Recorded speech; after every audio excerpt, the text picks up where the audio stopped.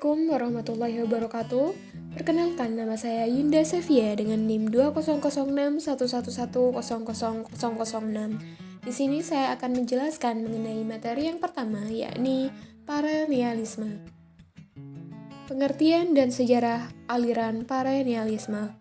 Perennialisme merupakan suatu aliran dalam pendidikan yang lahir pada abad ke-20. Perennialisme berasal dari kata perennial yang berarti abadi, kekal, atau selalu. Perennialisme lahir sebagai satu reaksi terhadap pendidikan progresif, yang mana menentang pandangan progresisme yang menekankan perubahan atau sesuatu yang baru. Jalan yang ditempuh oleh kaum perennialis adalah dengan jalan mundur ke belakang, dengan menggunakan kembali nilai-nilai atau prinsip-prinsip umum yang telah menjadi pandangan hidup yang kuat dan kukuh pada zaman kuno dan abad pertengahan. Aliran perennialisme lebih menekankan pada kebenaran, keabadian, dan keindahan pada warisan budaya. Pendidikan yang menganut aliran ini menekankan pada kebenaran absolut dan universal yang tidak terikat pada tempat maupun waktu. Aliran ini bersifat masa lampau, di mana aliran ini kembali pada nilai-nilai budaya. Realitanya, banyak problem yang masih mendatangkan kebingungan, kekacauan, dan kecemasan yang nantinya akan berpengaruh buruk akan hilangnya jati diri pada individu. Dan dengan demikian, perlu usaha maksimal untuk menyelamatkan kondisi yang sedang mengancam seorang individu agar tidak terjerumus oleh arus perkembangan zaman. Nah, bagaimana cara kita menghadapi agar tidak terbawa arus? Yaitu dengan mengembalikan arah dan prinsip awal yang menganut pada masa lampau. Akan lebih baiknya jika mengikuti perkembangan teknologi dengan tidak menghilangkan warisan budaya. Selanjutnya yakni tokoh-tokoh aliran perennialisme. Di sini terdapat 3 tokoh, yakni ada Plato, Aristoteles, dan Thomas Aquinas. Yang pertama yakni Plato. Menurut Plato, pendidikan adalah membina yang dasar dalam melaksanakan aspek kehidupan. Pendidikan yang ideal harus didasarkan pada faham, kemauan, dan akal. Yang kedua yakni Aristoteles, yang menurut Aristoteles, pendidikan adalah bentuk kebiasaan pada tingkat pendidikan usia muda dalam menanamkan kesadaran menurut aturan moral. Pendidikan perkembangan merupakan titik pusat perhatian dan filsafat sebagai alat untuk mencapainya. Yang terakhir yakni menurut Thomas Aquinas, tujuan pendidikan sebagai usaha untuk merealisasikan kapasitas dalam setiap individu manusia sehingga menjadi aktualitas. Tugas seorang pendidik adalah untuk mempersiapkan peserta didik arah kematangan intelektualnya dengan perkembangan akal, maka pikirannya dapat tinggi kemampuannya. Selanjutnya yakni tentang landasan filosofis perennialisme. Manusia adalah makhluk yang bersifat rasional karena manusia terlahir dengan fungsi kemanusiaan yang sama. Aliran perennialisme ini membuktikan adanya hukum rasionalitas masih ada dan benar di sepanjang zaman. Prinsip rasionalitas juga berkaitan dengan adanya prinsip kesadaran dan kebebasan dalam setiap gerak manusia, yang disebut dengan ontologis, yang mana yaitu dasar pemikiran aliran ini. Mereka berpendapat bahwa sistem perkembangan manusia memiliki hukum natural yang bersifat tetap dan tidak teratur. Dalam aliran ini juga menjelaskan bahwasanya manusia bersifat rasional karena unggul dalam intelektualnya dengan tidak meninggalkan seni dan keindahannya. Pada hakikatnya, manusia memiliki potensi dasar yaitu kemauan, nafsu, dan pikiran, di mana ketiganya ini harus seimbang dan berjalan agar menjadi manusia yang kritis. Selanjutnya yakni yang terakhir, pandangan perennialisme terhadap pendidikan. Dalam pendidikan, kaum perennialis berpandangan bahwa dalam dunia yang tidak menentu dan penuh kekacauan serta membahayakan, tidak ada satupun yang lebih bermanfaat daripada kepastian tujuan pendidikan serta kestabilan dalam perilaku pendidik. Menurut pandangan perennialis, pendidikan harus lebih banyak mengarahkan pusat perhatiannya pada kebudayaan ideal yang telah teruji dan tangguh. Perennialisme memandang pendidikan sebagai jalan kembali atau proses pengembalikan keadaan manusia yang sekarang seperti dalam keadaan kebudayaan yang ideal. Selain itu, parallelisme ini dibangun atas dasar keyakinan ontologis. Artinya, pengetahuan pendidikan itu sudah ada sejak dulu dengan adanya subjek individu yang sedang mencari ilmu dan bagaimana ia menggunakan ilmu tersebut. Serta aliran ini memiliki prinsip dasar dalam mencari kebenaran abadi, di mana kebenaran ini dapat kita peroleh dengan latihan intelektual yang menyebabkan pikiran menjadi teratur. Aliran pendidikan berpendapat bahwa transfer ilmu, pengetahuan tentang kebenaran yakni bersifat mutlak dengan pengetahuan yaitu berupa hasil akhir ataupun informasi ketika seseorang telah mencari kebenarannya, karena pada dasar setiap pendidikan akan mencari data yang valid agar mendapatkan tujuan akhir yaitu kebenaran. Dengan demikian, solusi untuk menumbuhkan rasa semangat untuk belajar adalah dengan mendisiplinkan diri. Nah, dengan begitu dapat disimpulkan bahwasanya belajar sangat penting untuk memecahkan suatu problem dengan metode mencari kebenaran pada isi aliran parallelisme ini. Dengan tanda kutip, boleh mengikuti adanya perkembangan teknologi tetapi tidak menghilangkan nilai-nilai budaya aslinya. Pada aliran parallelisme ini atau dikenal dengan aliran masa lampau, penerapannya dalam pendidikan sangat berperan dan dibutuhkan agar individu tidak menghilangkan nilai-nilai budaya yang sudah ada. Baik, mungkin hanya itu yang dapat saya sampaikan. Kurang lebihnya saya mohon maaf. Sekian dan terima kasih. Wassalamualaikum warahmatullahi wabarakatuh. Assalamualaikum warahmatullahi wabarakatuh. Perkenalkan, saya Lailia Sofi Umama dengan NIM akhir 060. Selanjutnya saya akan menyampaikan materi tentang esensialisme. Sejarah lahir dan pengertian esensialisme. Secara etimologi, esensialisme berasal dari bahasa Inggris, yaitu esensial yang berarti inti atau pokok dari sesuatu, dan isme yaitu aliran atau paham. Esensialisme adalah istilah yang kurang jelas dan mencakup paham yang meneliti esensi, yaitu apa yang membuat sesuatu adalah sesuatu tersebut, berlawanan dengan kontingensi, yaitu sesuatu yang hanya kebetulan, yang ketiadaannya tidak akan meniadakan sesuatu tersebut. Esensialisme pertama-tama muncul dan merupakan reaksi terhadap simbolisme mutlak dan dogmatis abad pertengahan. Maka disusunlah konsep yang sistematis dan menyeluruh mengenai manusia dan alam semesta yang memenuhi tuntutan zaman. Realisme modern yang menjadi salah satu eksponen esensialisme. Titik berat tinjauannya adalah mengenai alam dan dunia fisik, sedangkan idealisme modern sebagai komponen yang lain, pandangan-pandangannya bersifat spiritual. John Butler mengutarakan ciri dari keduanya, yaitu alam adalah yang pertama-tama memiliki kenyataan pada diri sendiri dan dijadikan pangkal berfilsafat. Kualitas-kualitas dari pengalaman terletak pada dunia fisik, dan di sana terdapat sesuatu yang menghasilkan penginderaan dan persepsi-persepsi yang tidak semata-mata bersifat netral. Selanjutnya yaitu kelebihan dan kelemahan aliran esensialisme. Kelebihannya yaitu yang pertama, esensialisme membantu untuk mengembalikan subjek mater ke dalam proses pendidikan. Yang kedua, esensialis berpendapat bahwa perubahan merupakan suatu kenyataan yang tidak dapat diubah dalam kehidupan masyarakat. Selanjutnya ada kelemahan. Yang pertama, menurut esensialis, sekolah tidak boleh mempengaruhi atau menetapkan kebijakan-kebijakan sosial. Yang kedua, para pemikir esensialis pada umumnya tidak memiliki kesatuan garis karena mereka berpedoman pada filsafat yang berbeda.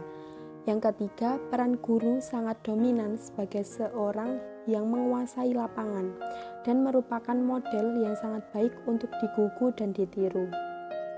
Selanjutnya ada ciri-ciri dan tokoh aliran esensialisme. Yang pertama, minat-minat yang kuat dan tahan lama sering tumbuh dari upaya-upaya belajar. Yang kedua, pengawasan, pengarang, dan bimbingan orang yang dewasa.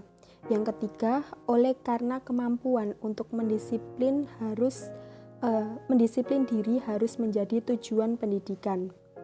Yang keempat, esensialisme menawarkan sebuah teori yang kokoh, kuat tentang pendidikan. Tokoh-tokoh aliran esensialisme yaitu yang pertama ada Desiderius Erasmus. Yang kedua, Johann Amos Comenius. Yang ketiga, John Locke. Yang keempat, Johann Hendrik Pestalozzi. Yang kelima, Johann Friedrich Froebel. Yang keenam, Johann Friedrich Herbert. William T. Harris. Terima kasih, itu saja yang dapat saya sampaikan. Assalamualaikum warahmatullahi wabarakatuh. Perkenalkan, nama saya Ilfani Aula Karima dengan NIM 200611100002. Saya di sini akan menjelaskan tentang idealisme. Yang pertama, pengertian idealisme secara umum dan pengertian idealisme menurut para ahli. Pengertian idealisme. Idealisme merupakan sebuah pemikiran filosofis yang telah memberikan pengaruh besar terhadap dunia pendidikan selama beberapa abad.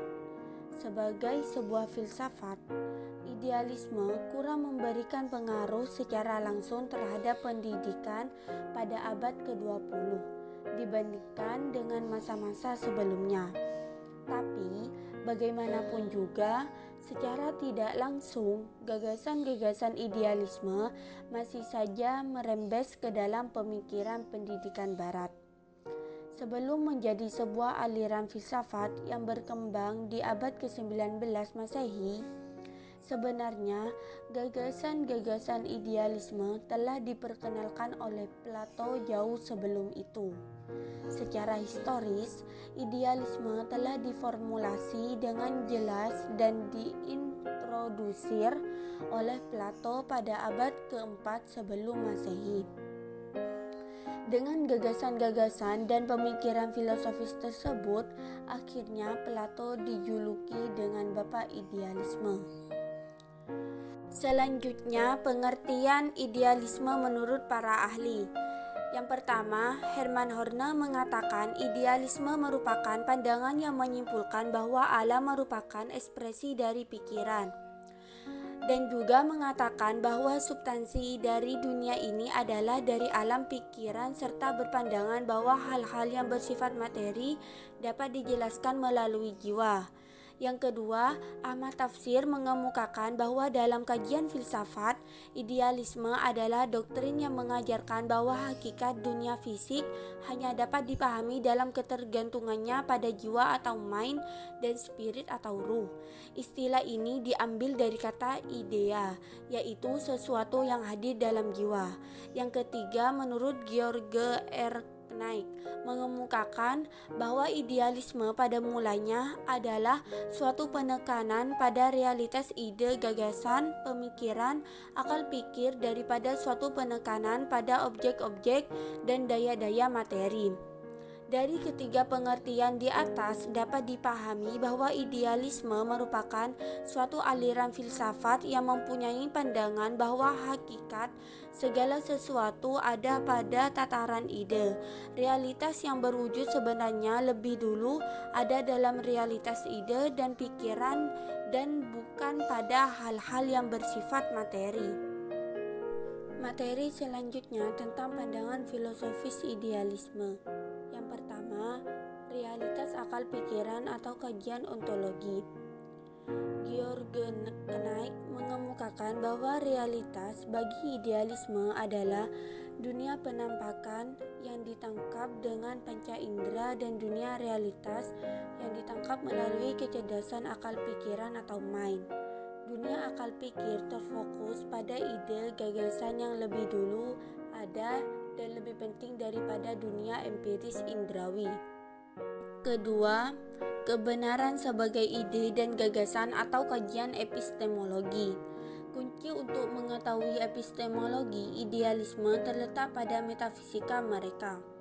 Ketika idealisme menekankan realitas dunia ide dan akal pikiran dan jiwa, maka dapat diketahui bahwa teori mengetahui epistemologinya pada dasarnya adalah suatu penjelajahan secara mental mencerap ide-ide, gagasan, dan konsep-konsep.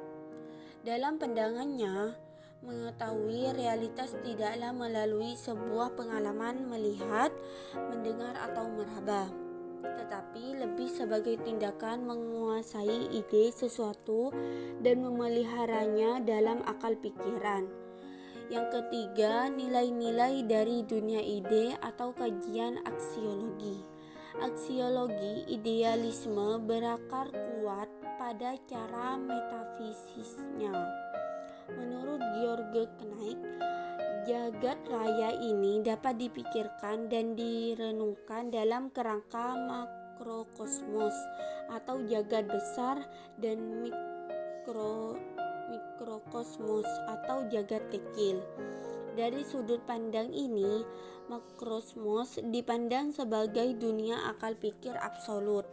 Sementara bumi dan pengalaman-pengalaman sensori dapat dipandang sebagai bayangan dari apa yang sejatinya ada. Dalam konsepsi demikian, tentu akan terbukti bahwa baik kriteria etik maupun estetik dari kebaikan dan kemudahan itu berada di luar diri manusia, berada pada hakikat realitas kebenaran itu sendiri dan berdasarkan pada prinsip-prinsip yang abadi dan baku. Materi selanjutnya tentang implikasi filsafat idealisme dalam pendidikan. Untuk melihat implikasi filsafat idealisme dalam bidang pendidikan dapat ditinjau dari modus hubungan antara filsafat dan pendidikan. Imam Barnadib mengemukakan bahwa pada hakikatnya hubungan antara filsafat dan pendidikan merupakan hubungan keharmonisan, bukan hanya hubungan insidental semata. Untuk melihat implikasi idealisme lebih lanjut, maka berikut ini akan ditelaah aspek-aspek pendidikan dalam tinjauan filsafat idealisme, meliputi yang pertama peserta didik. Bagi idealisme, peserta didik dipandang sebagai suatu diri mikrokosmis, jagat kecil yang berada dalam proses becoming menjadi lebih mirip dengan diri absolut. Aspek yang paling penting dari peserta didik adalah inteleknya yang merupakan akal pikir mikrokosmik. Pada dataran akal pikirlah usaha serius pendidikan harus diarahkan karena pengetahuan yang benar dapat dicapai hanya melalui akal pikir. Kedua, pendidik atau guru. Guru menempati posisi yang sangat krusial, sebab gurulah yang melayani murid sebagai contoh hidup dari apa yang kelak bisa dicapainya. Sang guru berada pada posisi yang lebih dekat dengan yang absolut dibandingkan murid, karena ia mempunyai pengetahuan lebih tentang dunia. Dia punya pengetahuan lebih tentang realitas sehingga mampu bertindak sebagai perantara antar diri anak didik dan diri yang absolut. Peran guru adalah menjangkau pengetahuan tentang realitas dan menjadi teladan keluhuran etis. Yang ketiga, kurikulum. Materi pembelajaran atau subjek materi idealisme dapat dilihat dari sudut pandang epistemologinya. Jika kebenaran adalah ide gagasan, maka kurikulum harus disusun di seputar materi-materi kajian yang mengantar anak didik bergelut langsung dengan ide dan gagasan. Bagi idealisme, kurikulum merupakan organ materi intelektual atau disiplin keilmuan yang bersifat ideal dan konseptual. Sistem konseptual yang bervariasi tersebut menjelaskan dan didasarkan pada manifestasi khusus dari yang absolut. 4. Metodologi pengajaran. Dalam proses pembelajaran, kata-kata tertulis maupun terucap merupakan metode yang digunakan oleh penganut idealisme. Tujuan dan metode ini dapat dirumuskan sebagai penyerapan ide dan gagasan. Metodologi guru di ruang kelas sering kali dilihat dalam bentuk lecturing atau penyampaian kuliah dengan pengertian pengetahuan ditransfer dari guru ke murid. Guru juga menyelenggarakan diskusi kelas sehingga ia dan muridnya dapat menangkap ide-ide dan gagasan dari berbagai bacaan dan perkuliahan. Yang terakhir, tujuan pendidikan. Tujuan pendidikan menurut idealisme adalah mendorong anak didik untuk mencari kebenaran. Mencari kebenaran dan hidup dalam kebenaran tersebut berarti bahwa individu-individu pertama kali harus mengetahui kebenaran tersebut. Pendidikan idealisme mempunyai tujuan, yaitu merubah pribadi untuk menuju Tuhan, bersikap benar dan baik. Sementara itu, Ali Maksum mengatakan bahwa tujuan pendidikan idealisme adalah membentuk anak didik agar menjadi manusia yang sempurna yang berguna bagi masyarakat. Sekian materi dari saya, kurang lebihnya mohon maaf. Terima kasih.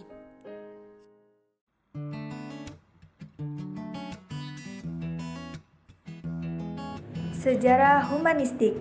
Humanistik adalah aliran dalam psikologi yang muncul tahun 1950 sebagai reaksi terhadap aliran yang telah ada sebelumnya, yaitu behaviorisme dan psikoanalis. Aliran ini secara eksplisit memberikan perhatian pada dimensi manusia dari psikologi dan konteks manusia dalam pengembangan teori psikologis. Psikologi humanistik membela kodrat manusia yang telah dianggap negatif dan deterministik oleh aliran behaviorisme dan psikoanalis. Permasalahan ini dirangkum dalam 5 postulat psikologi humanistik dari James Bugental 1964 sebagai berikut. A. Manusia tidak bisa diredukasi menjadi komponen-komponen. B. Manusia memiliki konteks yang unik di dalam dirinya.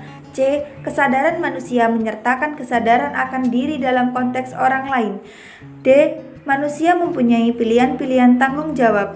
E. Manusia bersifat intensional, mereka mencari makna, nilai, dan memiliki kreativitas.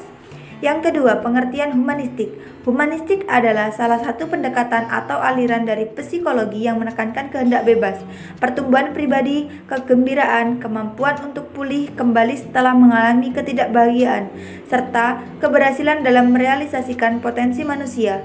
Tujuan humanistik adalah membantu manusia mengekspresikan dirinya secara kreatif dan merealisasikan potensinya secara utuh. Salah satu pencetus psikologi humanistik adalah Abraham Maslow. Tujuan pendidikan menurut pandangan humanistik diikhtisarkan oleh Mary Johnson sebagai berikut.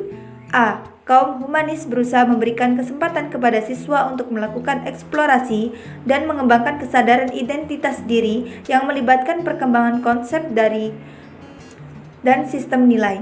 Yang kedua, B. Kaum humanis telah mengutamakan komitmen terhadap prinsip pendidikan yang memperhatikan faktor perasaan, emosi, motivasi, dan minat siswa akan mempercepat proses belajar yang bermakna dan terintegrasi secara pribadi. C. Perhatian kaum humanis lebih terpusat pada isi pelajaran yang sesuai dengan kebutuhan dan minat siswa sendiri. Siswa harus memiliki kebebasan dan tanggung jawab untuk memilih dan menentukan apa, kapan, dan bagaimana belajar. D. Kaum humanis berorientasi kepada upaya memelihara perasaan pribadi yang efektif, suatu gagasan yang menyatakan bahwa siswa dapat mengembalikan arah belajarnya sendiri, mengambil dan memenuhi tanggung jawab secara efektif, serta mampu memilih tentang apa yang akan dilakukan dan bagaimana melakukannya. E. Kaum humanis, yakni bahwa belajar adalah pertumbuhan dan perubahan yang berjalan cepat, sehingga kebutuhan siswa lebih dari sekedar kebutuhan kemarin. Yang ketiga yaitu ciri-ciri humanistik. Yang pertama, menawarkan satu nilai yang baru sebagai pendekatan untuk memahami sifat dan keadaan manusia. Yang kedua, menawarkan pengetahuan yang luas akan kaidah penyelidikan dalam bidang tingkah laku manusia. Yang ketiga, menawarkan metode yang lebih luas kaidah-kaidah yang lebih efektif dalam pelaksanaan psikoterapi. Kemudian yang keempat, contoh humanistik. Yang pertama, guru dapat memberikan reward kepada peserta didik yang telah berhasil melakukan suatu hal, agar peserta didik tersebut semakin semangat dalam pembelajaran. Yang kedua, peserta didik perlu dihindarkan dari tekanan pada lingkungan sehingga mereka merasa aman untuk belajar lebih mudah dan bermakna. Yang ketiga, beri kesempatan kepada peserta didik untuk mengembangkan kemampuannya agar peserta didik mendapatkan pengalaman belajar. Yang keempat, yang terakhir yaitu pendidikan harus memfasilitasi peserta didiknya dengan memberikan sumber belajar yang mendukung.